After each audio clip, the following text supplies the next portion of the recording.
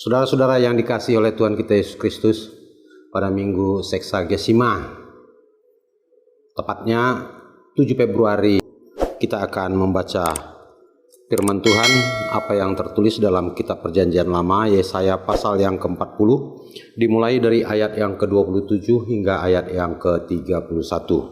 Dan sebelum kita membaca firman Tuhan, kita bersatu di dalam doa.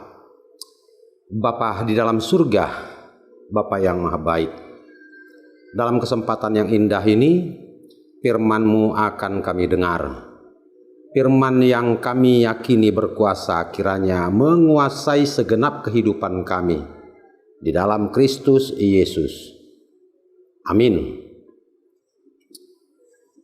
Yesaya pasal 40 ayat 27 hingga ayat yang ke-31 dikatakan demikian.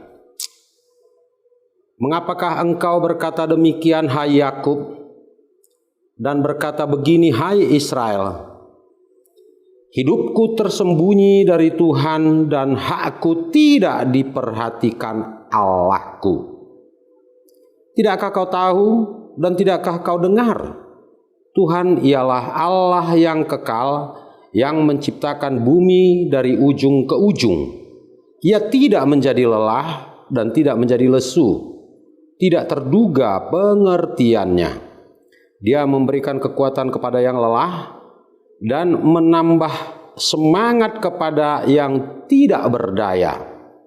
Orang-orang muda menjadi lelah dan lesu, dan teruna-teruna jatuh tersandung. Tetapi orang-orang yang menanti-nantikan Tuhan mendapat kekuatan baru. Mereka seumpama Raja Wali yang naik terbang dengan kekuatan sayapnya.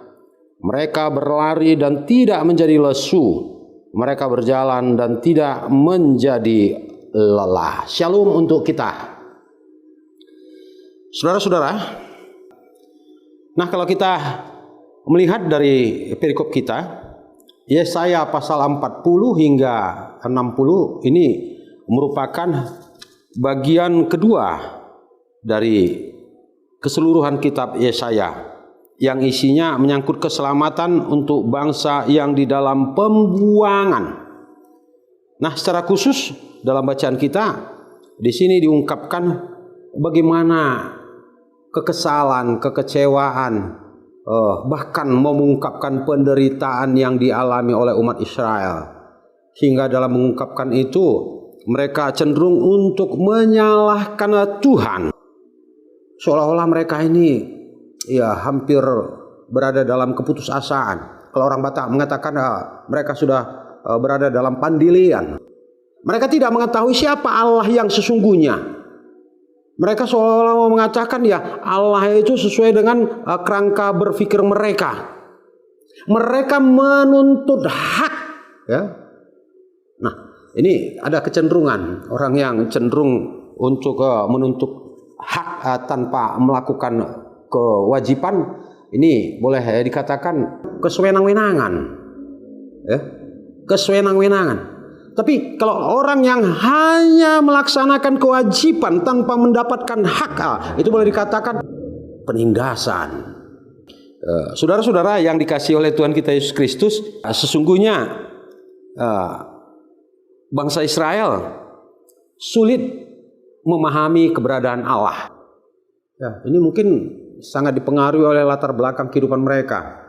Sebelum mereka mendapatkan hukuman dari Tuhan, mereka hidup boleh dikatakan dalam kesenangan, dan boleh juga dikatakan dalam situasi yang berkecukupan. Tapi ketika mereka hidup dalam situasi yang berkecukupan, mereka kemudian lupa kepada Tuhan, kepada Allah. Nah, sehingga Allah menghukum mereka. Seluruh dari bangsa ini diangkut dan dibuang ke pembuangan di Babel. Untuk situasi ini saya ingin membacakan kepada kita apa yang tertulis pada Yesaya pasal 55 ayat yang ke-8 hingga yang ke-9. Di sana dikatakan, sebab rancanganku bukanlah rancanganmu dan jalanmu bukanlah jalanku. Demikianlah firman Tuhan, seperti tingginya langit dan dari bumi, demikianlah tingginya jalanku dari jalanmu dan rancanganku dari rancanganmu.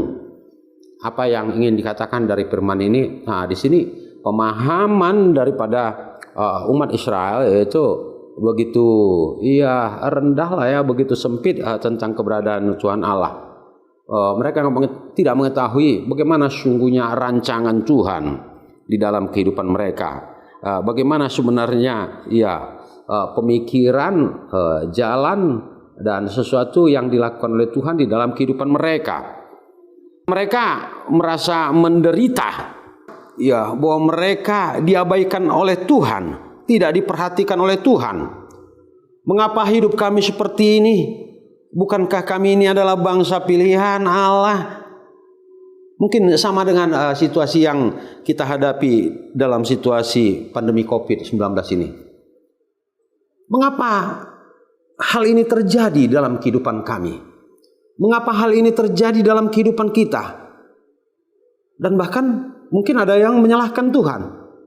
Tuhan membiarkan situasi ini terjadi seperti ini sehingga penderitaan kehidupan manusia semakin bertambah-tambah. Ya. Nah, kalau kita coba hubungkan dengan situasi kita dengan apa yang dialami oleh umat Israel, sepertinya berbeda. Kalau ditanya, mengapa COVID ini terjadi dan kapan COVID ini berakhir? Mungkin ada yang mengatakan, nanti setelah vaksin disuntikkan kepada seluruh penduduk dunia, untuk Indonesia, kepada seluruh masyarakat Indonesia, maka orang akan terbebas dari COVID. Apa benar? Saya kira juga tidak ada yang dapat memastikan hal itu akan terjadi. Tapi penderitaan yang dialami oleh umat Israel ini jelas. Mempunyai limit, mempunyai batas. Mereka dibuang ke dalam pembuangan itu untuk waktu yang boleh dikatakan cukup lama. 70 tahun, 70 tahun. Dan kira-kira sudah berapa lama mereka jalani hukuman ini? Boleh dikatakan lebih dari setengah hukuman itu mereka sudah lalui. Nah, sekarang dituntut kepada mereka bagaimana mereka untuk boleh tetap melaksanakan kehidupan sebagaimana yang diinginkan oleh Tuhan. Nah, untuk jelasnya saya membacakan kepada kita apa yang dikatakan dalam kitab Yeremia pasal 29 ayat yang ke-10. Di sana dikatakan, sebab beginilah firman Tuhan, apabila telah genap 70 tahun bagi Babel, barulah aku memperhatikan kamu. Aku akan menepati janjiku itu kepadamu dengan mengembalikan kamu ke tempat ini. Setelah 70 tahun. Berbeda dengan situasi pandemi ini ini nggak ada yang tahu kapan ini akan berakhir. Sementara korban yang berjatuhan semakin bertambah-tambah ya. Saudara-saudara yang dikasihi oleh Tuhan kita Yesus Kristus. Di sini dapat disimpulkan bahwa letak persoalan yang sedang dialami oleh umat Israel karena lamanya menjalani hukuman, boleh. Karena situasi yang mereka hadapi itu begitu menyakitkan, boleh. Mereka ingat bagaimana kehidupan mereka sebelum berada dalam pembuangan. Mungkin sekali mereka makan dengan makanan yang berkecukupan, makanan yang dapat mereka pilih sesuai dengan selera mereka. Tapi begitu masuk ke dalam situasi pembuangan, apa yang terjadi? Mereka tidak dapat menikmati makanan seperti mereka menikmati makanan sebelumnya. Ini mungkin merupakan hal yang sangat-sangat menyakitkan sama dengan dalam situasi pandemi COVID-19 ini. Kalau dulu seseorang masih terus boleh bekerja, kemudian pekerjaan itu putus, terkena PHK.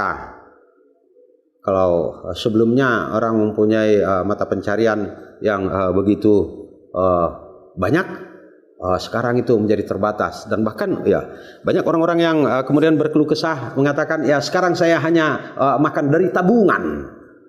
Oleh sebab itu sekalipun situasi demikian, bersyukurlah karena kita masih bisa tetap dapat bertahan. Nah, saudara-saudara yang dikasihi oleh Tuhan kita Yesus Kristus, tadi dikatakan bahwa yang menjadi persoalan adalah menjalani hukuman. menjalani hukuman itu merupakan penderitaan. Nah, sekarang kita bicara soal penderitaan. Mengapa umat Israel itu merasa menderita? Atau boleh dikatakan berada dalam situasi penderitaan. Nah, kalau kita bicara soal penderitaan, ini boleh dikatakan bahwa penderitaan itu sebenarnya cenderung datang dari dalam diri seseorang. Ya, memang tidak menutup kemungkinan bahwa penderitaan itu juga bisa datang dari luar diri seseorang. Nah, misalnya dalam Perjanjian Lama, ya, kita boleh melihat apa yang terjadi dalam kitab Kejadian. Ketika Tuhan Allah menciptakan manusia, ya, Adam dan Hawa, dia diberi tempat yang begitu baik, ya. Artinya tempat itu begitu nikmat, indah, berkecukupan. Tapi ada sebuah larangan, ada peraturan. Pohon yang satu itu, ya, tidak jadi engkau makan buahnya. Tapi apa kemudian yang dilakukan oleh manusia pertama itu? Mereka lebih cenderung memilih untuk melakukan apa yang menjadi kehendaknya setelah mendapat godaan dari iblis, itu yang dikatakan, ya. Dan setelah mereka melakukan pembangkangan, ya, mereka melakukan perlawanan, tidak mentaati apa yang diamanatkan oleh Tuhan, apa akibatnya dalam kehidupan mereka? Dalam kitab Kejadian pasal 3 ayat 6a dan 17b dikatakan, firman-Nya kepada perempuan itu, susah payahmu waktu mengandung akan kubuat sangat banyak. Dengan kesakitan engkau akan melahirkan anakmu. Dan kepada laki-laki apa dikatakan pada ayat yang ke-17b? Pasal yang ketiga dikatakan, dengan bersusah payah engkau akan mencari rezekimu dari tanah seumur hidupmu. Di sini kita bisa simpulkan bahwa sebenarnya penderitaan yang terjadi dalam diri manusia itu cenderung akibat ulahnya, perbuatannya, dan bahkan boleh dikatakan karena pilihan yang dia letakkan, pilihan yang dia ambil. Nah, kalau dalam Perjanjian Baru kita juga bisa mengambil contoh. Ya, kita tahu cerita tentang anak yang hilang, sebagaimana dikisahkan dalam kitab Injil Lukas pasal yang ke-15 ayat 11 sampai 32. Nah, anak yang bungsu suatu ketika meminta bagian warisan dari ayahnya, dan kemudian ayahnya memberikannya. Nah, si anak kemudian ya tidak dapat menahan dirinya, kemudian mempoya-poyakannya. Ini merupakan pilihan yang dia ambil. Setelah itu apa yang terjadi dalam kehidupannya? Saudara-saudara yang dikasihi oleh Tuhan kita Yesus Kristus, dalam kitab Injil Lukas pasal 15 ayat yang ke-16a di sana dikatakan, ia mengisi perutnya dengan ampas yang menjadi makanan babi. Ya, ini penderitaan enggak? Ya, penderitaan. Yang semula mempunyai harta warisan yang begitu banyak, tapi karena ketidakmampuan, ya, boleh dikatakan ketidakmampuan untuk mengelola ini, dan bahkan cenderung untuk mengikuti hawa nafsunya, menghambur-hamburkannya, berpoya-poya, kemudian harus mengais, ya, makanan yang seharusnya diberikan kepada binatang, itu yang disebut dengan babi. Saudara-saudara, kemudian kita boleh melihat juga, sebagaimana saya katakan, penderitaan ini juga bisa datang dari luar, ya, bukan dari dalam diri kita. Nah, sebagai contoh misalnya dalam sebuah organisasi, pimpinan organisasi ini tidak mampu memanage organisasi yang dipimpinnya. Apa yang akan terjadi? Bahwa, ya, anggota-anggotanya akan mengakibatkan dampak. Boleh jadi dari dampak itu mengarah kepada kesulitan, bahkan penderitaan. Pimpinan organisasi misalnya tidak melakukan apa yang menjadi tanggung jawabnya dengan benar, dan mungkin sekali dia hanya yang mengambil apa yang menjadi haknya. Ini akan menjadi malapetaka bagi organisasi yang dipimpinnya. Dan ini juga boleh berlaku di tengah-tengah kehidupan masyarakat, baik tingkat desa, kabupaten, kota, bahkan provinsi, sampai kepada sebuah negara sekalipun. Ya, ini bisa terjadi. Ya, saudara-saudara. Nah, oleh sebab itu, ya, kita melihat yang menjadi pengalaman daripada umat Israel. Mereka dibuang ini karena kesalahan-kesalahan mereka. Boleh dikatakan mereka dibuang, berada dalam pembuangan karena dosa-dosa yang mereka lakukan. Dan oleh sebab itu dapat dikatakan bahwa pembuangan ini merupakan pembelajaran kepada mereka agar mereka sadar akan apa yang mereka lakukan. Dan boleh dikatakan juga bahwa situasi pembuangan itu merupakan pendidikan untuk mendidik mereka. Tapi apa yang terjadi? Mereka justru menyalahkan Allah. Ini situasi kehidupan umat Israel. Kembali kita pada perikop kita, dalam bacaan kita pada ayat yang ke-28 dikatakan, tidakkah kau tahu dan tidakkah kau dengar, Tuhan ialah Allah kekal yang menciptakan bumi dari ujung ke ujung. Ya, ini lalu disambut ayat yang ke-29 mengatakan, Dia memberi kekuatan kepada yang lelah dan menambah semangat kepada yang tidak berdaya. Nah ini artinya bagaimana supaya umat Israel sadar dan menyadari akan sifat-sifat Allah. Ya, ini memang sulit ya untuk memahami Allah. Ya. Allah itu Allah pencipta. Dan kita juga katakan bahwa Allah itu adalah Allah yang kekal. Apa artinya? Ya, artinya bahwa Allah itu sebagai Allah yang kekal, Allah yang tidak berkesudahan, yang tidak berawal dan tidak berakhir. Nah, Allah yang kekal itu adalah Allah yang berdaulat dan kedaulatannya tidak terbatas. Allah yang tidak terbatas dan tidak terlihat. Tapi umat Israel menggambarkan keberadaan Allah dalam gambar dan pandangan atau pikirannya dengan mengatakan, hidupku tersembunyi dari Tuhan. Dan mungkin kalau disambungkan kalimatnya bisa demikian, dan Tuhan menyembunyikan wajahnya. Kerangka berpikir umat Israel ya itu seperti membayangkan Allah harus melakukan apa yang menjadi keinginannya. Sementara Allah itu adalah Allah yang kekal, Allah yang berdaulat, Allah yang tidak terbatas. Nah, di sini kesalahan besar dari umat Israel yang memandang wajah Allah itu sama dengan wajah mereka. Allah itu seolah bagi mereka itu Allah yang dapat dilihat, Allah yang mereka nyatakan jauh dan menjauh dari kehidupan mereka. Yang memandang Allah sesuai dengan pikiran mereka. Mereka lupa atau memang tidak menyadari bahwa Tuhan Allah itu ya maha melihat ya. Nah, misalnya dalam 2 Tawarik pasal 16 ayat 9a di sana dikatakan, karena mata Tuhan menjelajah seluruh bumi untuk melimpahkan kekuatannya kepada mereka yang bersungguh hati terhadap Dia. Artinya tidak ada batasannya. Semua dapat dijangkau oleh Tuhan. Berbeda dengan kita, ya jarak pandang kita. Kalau saya ya seumur ini, jarak pandang saya kalau 4 meter tuh sudah mulai sulit. Tapi Allah tidak dibatasi ya oleh batas atau sekat-sekat. Dia menjelajah, dapat mengamati, sehingga tidak ada alasan bagi ya umat Israel mengatakan hidupku tersembunyi dari Tuhan. Seolah Tuhan tidak melihat dia, memalingkan wajahnya, tidak memperhatikan apa yang menjadi hak mereka. Saudara-saudara yang dikasihi oleh Tuhan kita Yesus Kristus. Dan lagi pada Yesaya pasal 59 ayat yang pertama di sana dikatakan, sesungguhnya tangan Tuhan tidak kurang panjang untuk menyelamatkan dan pendengarannya tidak kurang tajam untuk mendengar.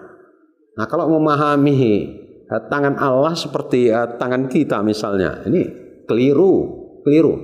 Tangan kita jangkauannya ya paling 1 meter. Kalau ingin lebih kita akan bergerak.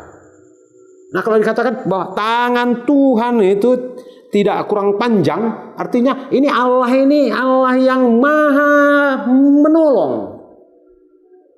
Allah penolong yang senantiasa memperhatikan dan menolong kehidupan umatnya.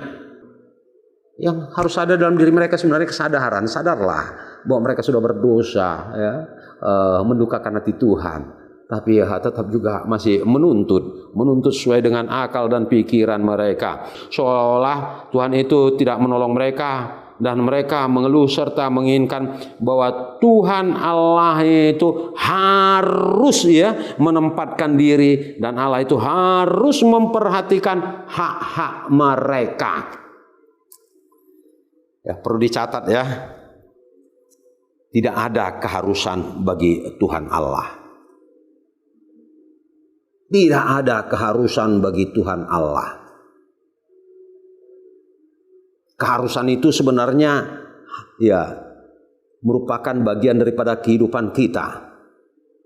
Saya bisa mengambil contoh misalnya dari hukum yang kelima, tapi ini lebih kena-mengena dengan apa yang dituliskan dalam bahasa Batak. Dalam bahasa Batak itu hukum yang kelima, patik palimahon, di sana dikatakan ikon pasanga pemunatorasmu. Ikon ini harus, ya, haruslah engkau menghormati ayah dan ibumu.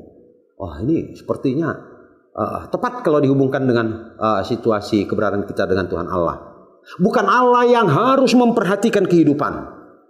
Ini yang perlu disadari. Allah itu Allah yang berdaulat, Allah yang maha pengasih, maha penolong, sehingga tidak ada keharusan bagi dia. Allah yang berdaulat itu dia akan melakukan sesuai dengan apa yang menjadi kehendaknya. Dan kehendak Tuhan tidak ada merupakan kehendak yang tidak baik, ya. Tidak ada kehendak Tuhan yang merugikan, apalagi merugikan ciptaannya sendiri. Nah, itu tidak dimungkinkan. Kembali apa yang menjadi keluhan daripada umat Israel. Hidupku tersembunyi dari Tuhan dan hakku tidak diperhatikan Allahku. Apakah benar seperti itu? Saya katakan tidak. Allah sangat memperhatikan kehidupan umatnya. Pada kitab Yeremia pasal yang ke-29 ayat yang keempat hingga yang ke-7. Beginilah firman Tuhan semesta alam, Allah Israel, kepada semua orang buangan yang diangkut ke dalam pembuangan dari Yerusalem ke Babel. Dirikanlah rumah untuk kamu diami, buatlah kebun untuk kamu nikmati hasilnya.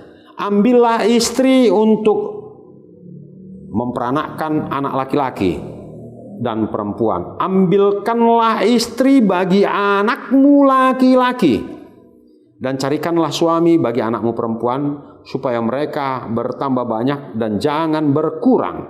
Usahakanlah kesejahteraan kota kemana kamu aku buang, dan berdoalah untuk kota itu kepada Tuhan, sebab kesejahteraannya adalah kesejahteraanmu. Nah, ini merupakan hal yang luar biasa ya, bahwa Allah begitu memperhatikan. Sekalipun mereka berada dalam situasi pembuangan, mereka juga dimungkinkan ya bangunlah rumah, katanya, carilah istri, bahkan carilah istri untuk anak-anakmu, carilah suami atau menantu kepada putri-putrimu, supaya mereka berkembang, supaya kamu bertambah banyak. Bukankah ini merupakan kesempatan yang luar biasa yang diberikan kepada umat Israel? Tapi apa yang menjadi kenyataan? Bahwa umat Israel tidak menyadari bagaimana cinta kasih Tuhan kepada mereka. Ini yang saya katakan, mereka gagal paham dalam memahami keberadaan Tuhan Allah. Kembali pada bacaan kita, dikatakan pada ayat yang ke-30, ya, secara lengkap saya bacakan kembali. Orang-orang muda menjadi lelah dan lesu, dan teruna-teruna jatuh tersandung. Ya, secara sederhana dapat dikatakan bahwa orang-orang muda bukan orang dalam usia yang muda, enggak. Ini bisa diartikan mereka yang mempunyai keyakinan yang masih sangat rendah. Mereka yang mempunyai pengetahuan tentang Tuhan itu yang masih sangat dangkal. Ya, mereka yang berusaha untuk mencoba melakukan sesuai dengan keinginan mereka. Mereka yang coba berjalan tanpa berpegang kepada Tuhan, yang berusaha untuk menunjukkan kekuatan mereka. Orang yang tidak mengandalkan Tuhan, pada akhirnya mereka lesu, letih, teruna-teruna juga ya menjadi jatuh, tersandung dikatakan. Dan ini merupakan kebalikan ya dengan orang yang menanti-nantikan Allah. Menyangkut kata menanti-nanti dalam bahasa Ibrani disebutkan kawah ya. Kata ini setidaknya mempunyai 3 pengertian penting. Yang pertama dari kata menanti-nanti ini berharap penuh ya. Kata menanti ini berasal dari kawah, menanti dengan penuh keyakinan atau kepastian. Kaitannya sembari menanti, mereka tidak berdiam diri tapi melakukan sesuatu di dalam kehidupan mereka. Tidak ongkang-ongkang ya, berpangku tangan, duduk manis, tidak seperti itu. Tapi dalam melakukan penantian, mereka juga bekerja keras seperti ya statement daripada pimpinan negara kita. Kerja. Nah, dalam memahami kata kawah ini juga ya, menanti-nanti ini bisa berarti menunggu dengan sabar. Ya, apa artinya kalau dikatakan menunggu dengan sabar? Nah, menunggu dengan sabar ini berelasi dengan kata kaf, artinya tali. Kalau tali ini ditarik ya, ada 2 orang yang menarik, maka tali ini akan menjadi tegang. Dalam penantian, ketegangan itu menjadi bagian daripada kehidupan umat Israel. Nah, oleh sebab itu, dalam ketegangan ini ya harus berpegang teguh. Siapa yang harus dipegang? Yang harus dipegang adalah Tuhan Allah. Itu dia. Dan yang ketiga, bahwa dalam penantian ini harus menyatu. Ya. Menyatu dengan siapa? Kita menyatukan diri kita dengan Tuhan. Sambil menantikan pertolongan Tuhan. Tetap dalam kesabaran. Sampai pada pertolongan itu nyata dan terjadi di dalam kehidupan kita. Tidak ada pilihan lain. Tidak ada kekuatan lain. Yang ada dalam kehidupan ini hanya Tuhan. Saudara-saudara yang dikasihi oleh Tuhan kita Yesus Kristus, orang yang menanti-nantikan Allah akan mendapatkan kekuatan seumpama Raja Wali dikatakan. Tentang burung Raja Wali. Ya, kalau dalam Alkitab ini disebutkan ada 38 kali. Lalu saya berpikir apa sih yang menjadi keistimewaan daripada burung ini? Sehingga ini diungkapkan yang menjadi contoh ya, gambaran untuk dapat menjadi motivasi bagi umat Israel. Setidaknya ada beberapa hal, bahwa kebiasaan daripada burung Raja Wali ini ternyata terbangnya tinggi ya. Dia terbang tinggi, bergerak dengan kecepatan yang tinggi. Dalam pengertian dia memiliki semangat yang tinggi, semangat yang luar biasa. Nah, burung Raja Wali juga memiliki aerodinamika ya. Aerodinamika ini pengertiannya seperti ini ya. Aerodinamika dalam burung Raja Wali itu sempurna. Ketika dia terbang, lalu dia melihat ada semacam hambatan di depan, dia dapat langsung bergerak menghindari boleh dikatakan hambatan itu. Ini keistimewaannya. Lalu apalagi yang menjadi keistimewaannya? Bahwa Raja Wali ini memiliki pandangan yang cukup jauh, jarak pandang yang cukup jauh. Kalau tadi saya katakan jarak pandang saya ini paling 4 meter begitu ya. Tapi burung Raja Wali ini memiliki jarak pandang yang cukup jauh, 6 km. Ini jaraknya sekitar 6.000 meter, bayangkan itu. Dan dia keistimewaannya lagi, dia bisa terbang melayang-layang seharian. Ya tentunya dengan mengandalkan kekuatan angin juga ya. Ini dia. Lalu apa yang menjadi keistimewaan daripada burung Raja Wali lagi? Burung Raja Wali ini dikatakan memiliki kesetiaan terhadap pasangannya. Terhadap situasi ini dimintakan supaya umat Israel itu juga boleh setia kepada Tuhan. Tidak mengabaikan Tuhan. So Tuhan juga mengatakan, akulah Tuhan Allahmu, jangan ada ilah-ilah lain di hadapanku. Allah yang berdaulat tidak ingin dia kemudian dimadu oleh umatnya. Ini dia. Nah, saudara-saudara yang dikasihi oleh Tuhan kita Yesus Kristus, tadi saya katakan bahwa Raja Wali itu memiliki jarak pandang yang cukup jauh. Jarak pandang boleh dikatakan dengan visi. Visi yang jauh ke depan kiranya itu menjadi bagian daripada kehidupan umat Israel. Sekalipun mereka harus menghadapi 70 tahun lamanya, tetapi mereka harus tetap bersabar dan bersabar menghadapi situasi itu. Mereka harus meletakkan kerangka berpikir bahwa pada akhirnya akan mendapatkan semacam keindahan. Ini dapat dihubungkan dengan syair lagu. Kesetiaan ini mungkin bisa disejajarkan dengan kemesraan. Ya. Kemesraan ini janganlah cepat berlalu. Atau boleh dikatakan kemesraan ini jangan pernah berlalu. Ya. Jangan pernah terputus. Kesetiaan inilah yang diharapkan untuk boleh tetap setia kepada Tuhan. Nah, saudara-saudara yang dikasihi oleh Tuhan kita Yesus Kristus. Kemudian keistimewaan lain dari burung Raja Wali, bahwa suatu ketika bulunya akan mengalami kerontokan, akan mengalami pergantian. Nah, ketika itu akan terjadi, dia akan mencari sebuah tempat yang tinggi. Dia akan berdiam di sana. Nah, kalau dia berdiam di sana, pasti dia sudah mempersiapkan sesuatu. Baik bekal makanan untuk hidup. Sambil menanti bulunya ini tumbuh kembali. Setelah bulunya ini kemudian tumbuh, ya, maka dia akan mempunyai kekuatan baru. Ini yang digambarkan dari firman ini. Bagaimana umat Israel tetap boleh setia, ya. Sampai tiba pada waktunya pembebasan itu akan menjadi bagian daripada kehidupan mereka.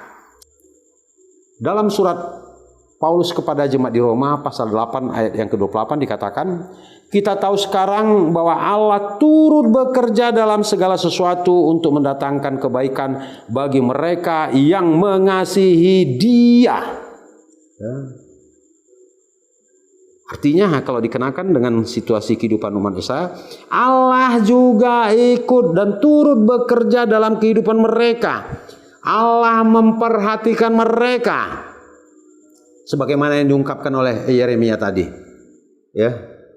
Bahwa kepada umat Israel, ya, diinstruksikan, dianjurkan untuk membangun rumah, untuk mencari istri untuk anaknya, mencari menantu kepada putri-putri mereka.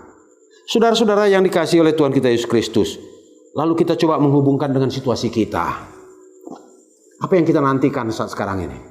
Kita berharap agar COVID-19 ini segera berlalu dan kita dibebaskan dari virus yang mematikan ini. Nah, ketika kita berharap sesuatu kepada Tuhan, ya dalam ketegangan, tetaplah menyatu dengan Tuhan. Nah, Tuhan juga mengatakan, hai kamu yang letih lesu dan berbeban berat, ya, datanglah kepada Tuhan, maka Tuhan akan memberikan kelegaan kepada kita. Kiranya firman Tuhan boleh menguatkan kita dan menjadi pegangan bagi kita dalam situasi yang teramat sulit yang kita hadapi. Kita bersatu dalam doa.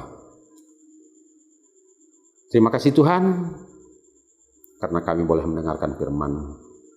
Biarlah kiranya lewat sapaan firman-Mu kami semakin dikuatkan. Biarlah kiranya kami boleh memiliki kesadaran, pengertian yang mendalam tentang Tuhan. Kami tetap menanti pertolongan Tuhan. Dalam menanti, ingatkan kami, sadarkan kami agar kami boleh melakukan sesuatu. Ampunkan salah dan dosa kami dalam Kristus Yesus. Amin.